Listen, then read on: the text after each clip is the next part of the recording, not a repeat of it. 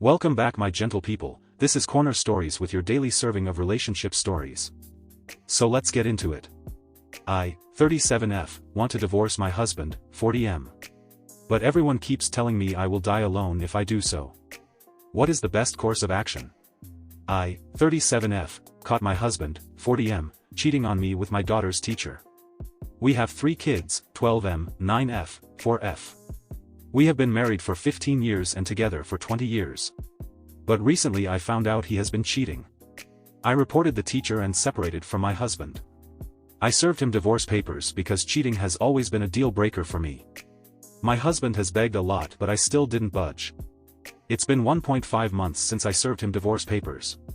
I have had people try to convince me to stay. I've heard numerous opinions.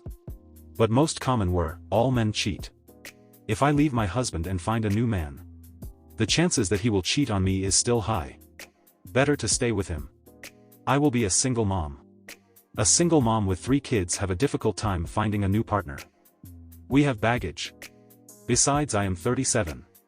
I should just let him cheat because at the end of the day he still provides and pays the bills. Think about your kids and how it will affect them. Divorce is always harsh on kids. I am taking their father away from them. All these I avoided. But what struck me was what my mother said. My mom also divorced my dad when he cheated. Our dad abandoned us after the divorce was final. I barely talked to him. My mother said sometimes she wishes she didn't divorce my dad. He left us because he was angry that my mom didn't want to work things out. If she had just worked things out, I would still have a dad. Part of the reason she was single till I was 18 because she didn't want strange men to groom me and take advantage of me. She said to think about it. I have thought about this for a long time. I cannot even look at him. His face disgusts me. The last time he touched my arm I jerked it off. I am fine if I never date again. But I've always had abandonment issues. I think about my children and it makes me want to change my mind. But how can I stay with a man who disgusts me? We will be living like roommates. I need some insights on what is the right thing to do for me and my kids. Relevant comments. Your husband cheated with the teacher of your kids. He cares shit about your kids. How many people at the school, including other parents, know now? The fact that he did that to your kids and has embarrassed them in such a way, even though they might not know personally, is telling enough. You don't shit where you or your kids eat. Your husband just did. Divorce him. Seriously. There are people getting divorced every day. You'll find someone else. Update. Hello everyone, just wanted to give a quick update. Recently I had my LASIK operation done on my eyes. So I wasn't available to answer all the PMs and comments. I wasn't allowed screen time for 48 to 72 hours, but thanks to all of you who opened my eyes. I was having some doubts. In my mind I was doing the right thing. But people were telling me I should reconsider. So it created a doubt whether I'm doing the right thing or not. But the comments from people has cleared it. So where are we? That's the discussion I had with my STBX. My STBX came to see me during my operation. I never asked him, but he still came. He took me home after my operation. Since I wasn't allowed to put pressure or dust in eyes, it made majority of the chores very difficult to do. But he did all my chores, starting from dusting, cooking and laundry. He was with me reminding me to take my eye drops. It felt good. For once I thought I got my husband back. But I thought about this a lot. He never did anything like this unless I asked him to. He never did my portion of the chores even when I was sick with the flu. He is only doing this to be on my good side. I don't want someone who only acts nice only to gain something. Plus the messages he shared with his AP still haunts me. It's been imprinted in my brain. I don't think doing 2 days worth of chores will make me forget the humiliation me and my kids went through because of him. So I sat him down. It's easier to talk to him while wearing glasses. I told him I'm still going through with the divorce. I am not going to take his kids away from him. He is still their dad. I can never live under the same roof as him. Even if I take his advice and go to counseling together, I would still never be able to let go of the fact that he cheated. Our kids don't deserve parents who resent the other. It's better we part our ways and continue as a co-parent. I did suggest counseling as a family so that we can be the best co-parent. But as far as being married, that's out of the question. He can resent me all he wants, but he still has to be there for the kids. He agreed. although I can see the sadness in his eyes. He said sorry for everything that he has done. He opened up about his affair. That he just thought it would be great. Because we got so stuck in our mundane lives that the affair was an escape. But he didn't realize what he was losing. He blocked his affair partner and ended his relationship with her. He acknowledges that not only he destroyed his marriage, but also ruined her career. He also stooped so low in his kids' eyes. He also said he will never date again. I told him to not make promises he knows he cannot keep. Another problem we are facing now is our kids. My oldest son knows what's happening. Apparently the rumors has reached his school. The teacher taught my middle child. So she also knows. My son is not talking to his dad. He even refused to eat the meal he cooked and has been living on peanut butter and jelly sandwich. My other kids followed his lead. He refuses to talk to my STBX and it hurts him. I even caught him crying 1 to 2 times. I can understand what my kids are going through. I don't want them to hate their dad. He is a crappy husband but a great dad. I don't know what to do with them. I don't want to rush them or interfere with their processing of things, but I am a mom so I do worry about them. Our lives have changed and we will have to be strong. And that is the end of the first story. Please drop a comment and share your thoughts, I would love to hear them. You can also subscribe to the channel to get all the updates and new stories. And with that we will move to the next story. Story 2. I told my ex-husband he's not allowed to see his biological son because he left me when I was pregnant, AITA? Hi everyone, there's multiple people involved here so I will give everyone fake names. Me, 33F, my current husband, John, 35M, ex-husband, Tom, 39M, my son, Luke, 15M, and John's daughter, Julia, 16F. I met my ex Tom when I was 17 and fell pregnant at 18 when he was 24. I initially did not want the baby but Tom convinced me to keep him as Tom was finishing a graduate scheme in his current job and was going to get a massive pay rise and can afford to look after us, etc. I was naive and young and stupid and took his word seriously.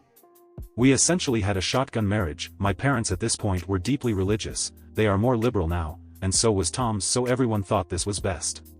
7 months into my pregnancy, Tom just left me, his parents stopped speaking to me, he said he didn't want to give up his youth to be a father and he made the wrong decision. I was devastated but over time got over it with the support of my parents and family and I didn't speak to Tom ever again. Tom is not on the birth certificate. When I was 25, I met my current husband John and he was a single dad, the mother of his child tragically passed away and he's been raising his daughter all alone. We bonded over being single parents and eventually fell in love and married. John treats Luke like he is his son and I treat Julia as if she is my biological daughter, she is my daughter in my eyes and Luke is John's son. We have a wonderful family unit and as far as I know, both kids are happy. Luke calls John his dad and introduces him as dad to everyone. I have told Luke the story of his biological dad and he has told me he has no other dad than John. 2 weeks ago, I received a Facebook request from Tom and out of curiosity I accepted and told John about it immediately and he thought it was strange. I think I messed up here by accepting it. Tom told me he's sorry and leaving was the biggest regret of his life. He told me he married a second time and they got divorced because it turns out his health decisions have made him infertile. I don't know how true that is but that's what he said, and Luke is the only child he has. He said he wants to bond with Luke and Luke deserves to know who his real dad is. I went absolutely crazy and told him he's not allowed to go near Luke whatsoever and he's not allowed to see him. I told him he is not on the birth certificate and he has no legal right to see him and the cruelty in his actions when he left me whilst pregnant showed me his true character and I'm not letting him near my family. I deleted him from my friends list on Facebook and John has been supporting me through this and reassuring me that everything will be okay. Yesterday, I received an email from Tom. How he found my email I do not know, but he's threatening legal action and called me a vengeful bitch. Am I wrong or an asshole for not letting him see Luke? Luke has told me many times he sees John as his dad and has no interest in even looking for his biological dad. To add, I have let Luke know some of the situation, not the calling me a bitch part, and he does not want to see his biological dad. Extra info. Sorry I wrote this post quickly and in a panic. My marriage with Tom was annulled as we did not consummate the marriage. We live in the UK where it seems like rules may be different for leaving a name off the birth certificate. Luke knows Tom has been in contact with me recently and does not want to speak to Tom. After reading the comments, if Tom wants to take me to court then he can and I will lawyer up. Update, thank you everyone. I have emailed several lawyers I found online wanting advice. Some googling of UK laws say that, If not named on the child's birth certificate, a father has no legal parental rights regarding that child. However, a father can apply for a parental responsibility order, or enter a parental responsibility agreement with the child's mother to gain parental rights to the child. I will hopefully have updates when I manage to speak to some people tomorrow, but so far it looks like he has no rights and needs to apply for parental rights. Relevant comments. Tell him to take you to court. Your 15-year-old son actually has a voice in this given his age. Doubt Tom actually wants to do that. But warn the son that Tom may try to reach out to him directly, and be sure to support whatever decision your son makes. This is ultimately your son's decision, not yours. OP replied.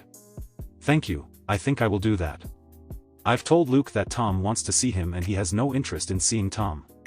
I'd be surprised if Tom actually does take legal action against me, as other replies have pointed out that he may need to pay 15 years of child support.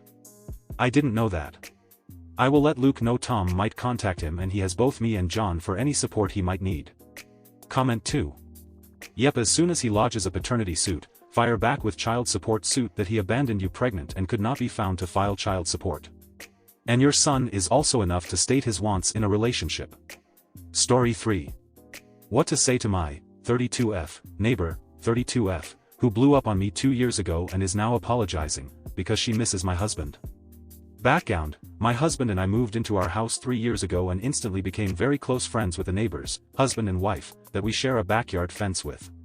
Long story short, 2 years ago the wife blew up at me, called me a bunch of stuff I can never forgive, including useless cunt, and also made it clear she is into my husband. Hindsight being 20/20, we both now see signs had been there. The day after, she sent me an apology text, which was a non-apology, basically saying, I meant what I said but I shouldn't have said it. She asked if we could still be friends. I declined and she blew up on me again. A few months after our friendship ended, she blew up her own life and left her husband and kids. I had heard they may be trying to get back together but didn't concern myself with their life. My husband has kept a larger distance but still hangs out with the husband once in a while, a beer here and there, some projects together in the garage. Note, the neighbor wife loves garage projects and used to love hanging out during this. So, this takes us to the issue. Yesterday, my husband went over there for a beer. I told him to have fun. An hour later I get a text from the wife. It basically says, I know I said rude things to you in the past, I was wondering if I can apologize to you in person. Let me know when you're free to meet. This isn't rocket science. I knew right away that she needs something. She misses being able to hang with my husband. Maybe she wants her old life back. My husband came back and I said, let me guess, wife is there. He confirms she was and that they are back together, and that she was apparently pissed off that she couldn't hang in the garage with them. Could she be more obvious? Anyway, I don't owe her my time, I have zero interest in giving her space in my life, and even if I was interested, I can't trust her. So I'm not going to reply. However, I do believe she will eventually see me in my yard now that spring is here and try to have this conversation with me in person. She has a history of being polite until she is told no, and she has a victim mentality, so I want to approach this in a very clear way without giving her ammo to say I wronged her somehow. Can anyone help me come up with a sort of script, if when she tries to say all of this to me in person? And that is the end of the story. That's it guys, this is where I will leave you. I hope you enjoyed the stories I had for you. I certainly enjoyed them. Please be sure to drop a like or a comment, and it would mean a lot to me if you subscribe to the channel. Until next time, be kind, be curious, and I will see you. Corner Stories signing off.